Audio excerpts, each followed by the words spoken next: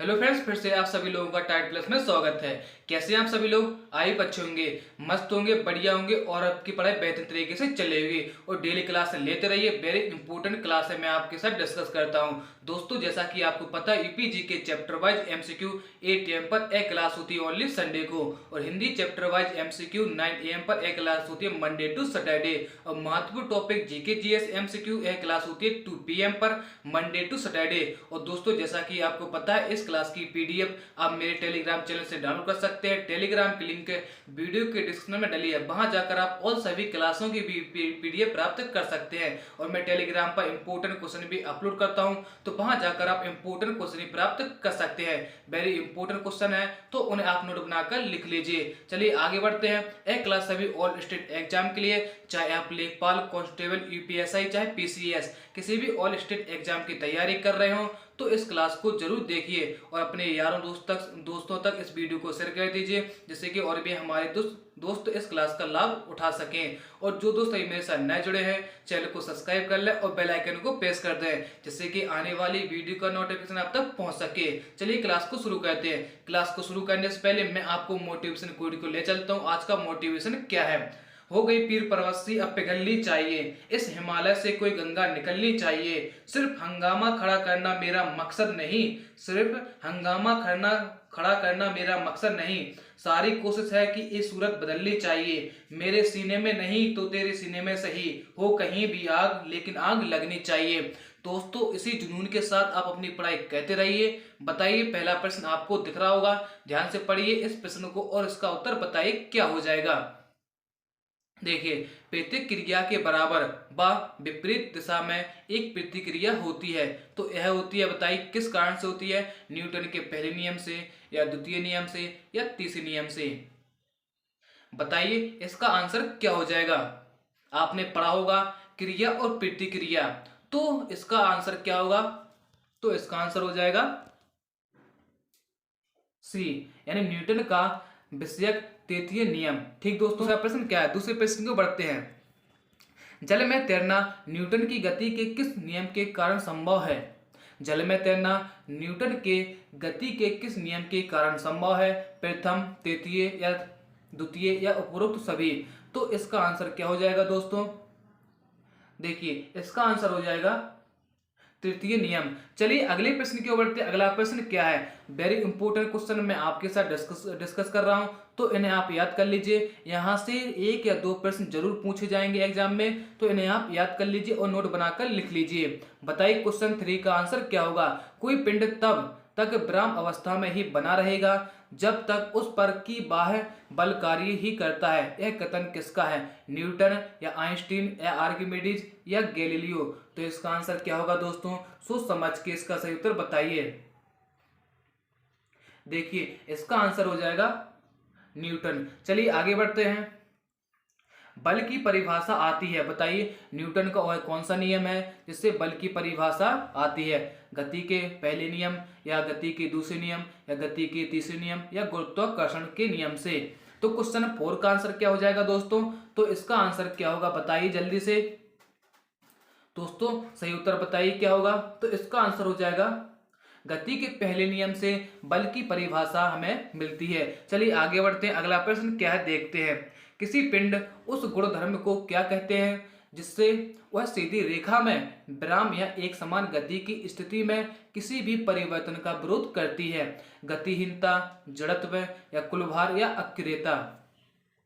देखिए क्वेश्चन 5 का आंसर क्या होगा दोस्तों, बताइए। तो इसका आंसर हो जाएगा जड़त्व, यानी बी ऑप्शन। चलिए अगला प्रश्न क्या है, अगले प्रश्न को देखते हैं। अदिश राशि है, बताइए आपको इनमें से अदिश राशि देखनी है, बताइए कौन सी है? ऊर्जा, बलागुण, या संवेग, या उपरोक्त सभी? बताइए इसका आंसर क्या हो जाएगा। ध्यान से बताइए, सोच समझ के इसका सही उत्तर बताइए क्या हो जाएगा।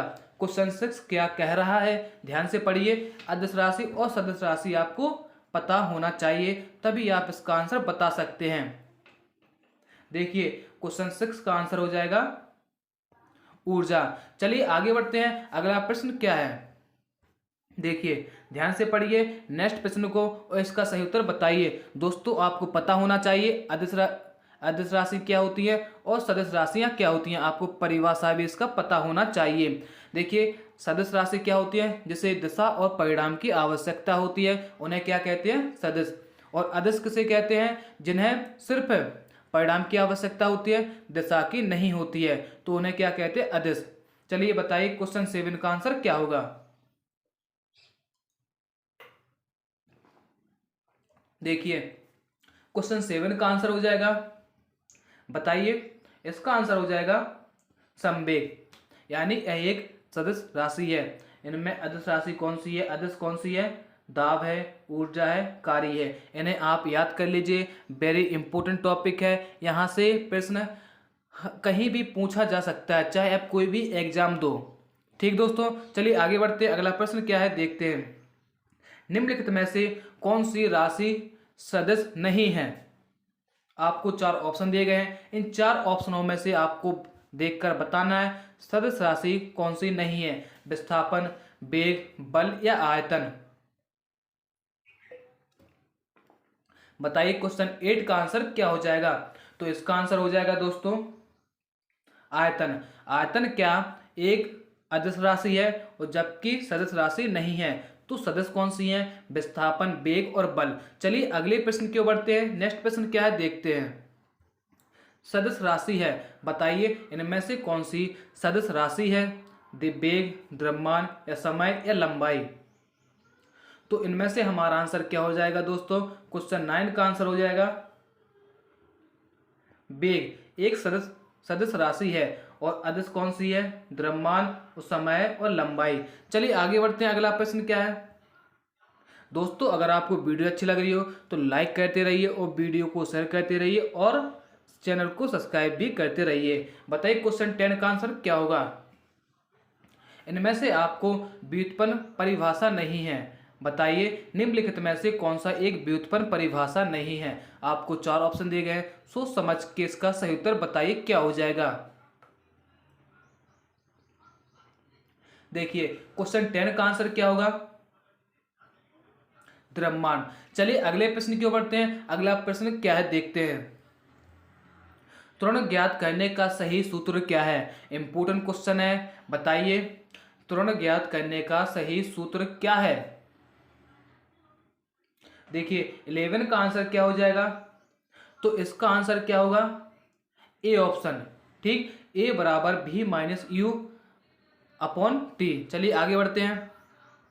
पदार्थ के संवेग और वेग के अनुपात से कौन सी भौतिक राशि प्राप्त की जाती है। पदार्थ के संवेग और वेग के अनुपात से कौन सी भौतिक राशि प्राप्त की जाती है, वेग, त्वरण, द्रव्यमान या बल। देखिए तो इसका आंसर क्या हो जाएगा, द्रव्यमान। चलिए अगले प्रश्न की ओर बढ़ते हैं। अगला प्रश्न क्या है देखते हैं। प्लांक के अचर में किसका आयाम होता है, ऊर्जा का, या रैखिक गति, या कोणीय गति, या बल का। तो क्वेश्चन 13 का आंसर क्या हो जाएगा दोस्तों, जल्दी से बताइए इसका आंसर क्या होगा। तो क्वेश्चन 13 का आंसर हो जाएगा सी, यानी कोणीय गति। चलिए अगले प्रश्न की ओर बढ़ते हैं। अगला प्रश्न क्या है। एक लड़की झूले पर बैठी स्थिति में झूला झूल रही है। उस लड़की के खड़े हो जाने पर दोलनों का आवर्त काल हो जाएगा। बताइए कम होगा या अधिक होगा, या लकड़ी या लड़की की ऊंचाई पर निर्भर करेगा या अपरिवर्तित रहेगा। तो इसका आंसर क्या होगा दोस्तों, जब आपने कभी भी झूला झूला होगा तो आप जब बैठे रहते हैं तो तेज स्पीड से झूला झूलते हैं, जब आप खड़े हो जाते हैं तो यानी कम हो जाता है उसकी गति। तो बताइए, तो इसका सिंपल सा है, तो आप बता सकते हैं इसका आंसर क्या हो जाएगा, कम हो जाएगा। चलिए आगे बढ़ते हैं। अगला प्रश्न को देखते हैं। घूर्णन करती एक गोल में पर अचानक एक लड़का आकर बैठ जाता है, मेज के कोणीय वेग पर प्रभाव पड़ेगा। फिर से रिपीट करता हूँ। घूर्णन करती एक गोल में पर अचानक एक लड़का आकर बैठ जाता है, मेज के कोणीय वेग पर प्रभाव क्या पड़ता है, कम हो जाएगा या बढ़ जाएगा या उतना ही रहेगा या कुछ नहीं होगा। बताइए तो इसका आंसर क्या हो जाएगा दोस्तों, जल्दी से बताइए, तुरंत प्रभाव से इसका सही उत्तर बताइए क्या हो जाएगा। तो इसका आंसर हो जाएगा कम हो जाएगा। चलिए अगले प्रश्न की ओर बढ़ते हैं। यदि किसी चली हुई वस्तु के वेग को 2 गुना कर दिया जाए तो उसका या उसकी बताइए क्या होगा, त्वरण 2 गुना हो जाता है, या गतिज ऊर्जा 2 गुनी हो जाती है, या गतिज ऊर्जा 4 गुनी हो जाती है, या भार 2 गुना हो जाता है। बताइए जल्दी से इसका आंसर क्या होगा। देखिए इसका आंसर हो जाएगा सी, गतिज ऊर्जा 4 गुना हो जाती है। दोस्तों ध्यान रखना। ठीक दोस्तों, चलिए आगे बढ़ते हैं। किसी पिंड के द्रव्यमान तथा भार में अंतर होता है क्योंकि किसी पिंड के द्रव्यमान तथा भार में अंतर होता है क्योंकि द्रव्यमान परिवर्तनीय होता है जबकि भार स्थिर रहता है। द्रव्यमान स्थिर रहता है जबकि भार परिवर्तनीय होता है। या दोनों सत्य हैं या दोनों गलत हैं। तो 17 का आंसर क्या हो जाएगा। तो इसका आंसर हो जाएगा द्रव्यमान स्थिर रहता है जबकि भार परिवर्तन हो जाता है। ठीक, चलिए आगे बढ़ते हैं। किसी भी स्थिर या गतिशील वस्तु की स्थिति और दिशा में तब तक कोई परिवर्तन नहीं होता जब तक उस पर कोई बाह्य बल सक्रिय ना हो जाए। बताइए तो इसका आंसर क्या होगा। बताइए कौन सा नियम होगा इसका। देखिए क्वेश्चन 18 का आंसर क्या हो जाएगा दोस्तों, प्रथम नियम, न्यूटन का प्रथम नियम। चलिए आगे बढ़ते हैं। किसी असंतुलित बल द्वारा किसी पिंड में उत्पन्न त्वरण, बताइए। आपको 4 ऑप्शन दिए गए हैं, तुरंत प्रभाव से इसका सही उत्तर बताइए क्या हो जाएगा। बल के व्युत्क्रमानुपाती होता है, या बल के अनुक्रमानुपाती होता है, या बल के प्रभाव से स्वतंत्र होता है, या शून्य होता है। जल्दी से बताइए क्या आंसर होगा, सोच समझ के सही उत्तर बताइए। देखिए क्वेश्चन 19 का आंसर हो जाएगा बी ऑप्शन, यानी बल के अनुक्रमानुपाती होता है। चलिए आगे बढ़ते हैं। अगला प्रश्न क्या है।